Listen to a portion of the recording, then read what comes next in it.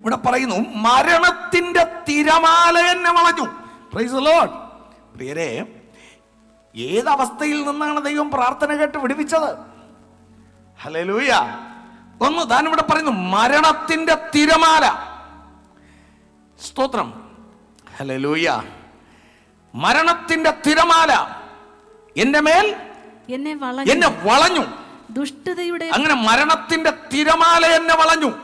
തിരമാല എന്ന് പറഞ്ഞാൽ ഒന്നിന് പുറകെ ഒന്നായി, ഒരിക്കലും അടങ്ങാതെ നിന്നെ കൊന്നേ വിടൂ, കൊന്നേ കളയും എന്ന് ഒന്നിന് പുറകെ ഒന്നായി തിരമാലകളെ പോലെ മരണം എന്റെ അടുക്കൽ വരുമ്പോഴും, സ്തോത്രം, എന്റെ ദൈവത്തോടുള്ള പ്രാർത്ഥന എന്റെ ദൈവം കേട്ട് ദൈവം വിടുവിച്ചു, രക്ഷിച്ചു എന്നാണ് ഇവിടെ പറയുന്നത്. ഹല്ലേലൂയ.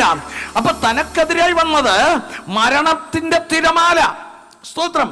തിരമാല എന്ന് പറയുമ്പോൾ നമുക്കറിയാം, ഒന്നിന് പുറകെ ഒന്നായി വന്നുകൊണ്ടേയിരിക്കും, ഒരിക്കലും അടങ്ങത്തില്ല. ഈ ലോകത്തിൽ നാം ജീവിക്കുന്ന കാലം മുഴുവനും, നമ്മുടെ കണ്ണടയുന്നത് വരെ ഈ മരണത്തിന്റെ തിരമാല വന്നുകൊണ്ടേയിരിക്കും. എങ്കിലുമോ നാം ദൈവത്തെ നോക്കി വിളിച്ചപേക്ഷിക്കുന്നവരാകുന്നത് കൊണ്ട്, ആമേൻ, സ്തോത്രം, നമ്മുടെ പ്രാർത്ഥനയും നിലവിളിയും ദൈവത്തിന്റെ ചെവികളിൽ കേൾക്കുന്നത് കൊണ്ട് എന്റെ ദൈവം അതിൽ നിന്ന് നമ്മുടെ പ്രാണനെ രക്ഷിക്കും.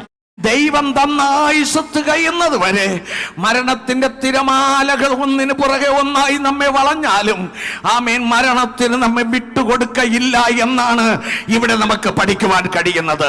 സഹോദരങ്ങളെ, ഒന്നിന് പുറകെ ഒന്നായി മരണത്തിന്റെ കാഠിന്യമായ കഷ്ടം തിരമാലകൾ എനിക്ക് വരുന്നുണ്ട്, ഞാൻ എങ്ങനെ രക്ഷപ്പെടും? നീ പേടിക്കാതെ, അത് വന്നുകൊണ്ടിരിക്കട്ടെ, അത് വരിക തന്നെ ചെയ്യും.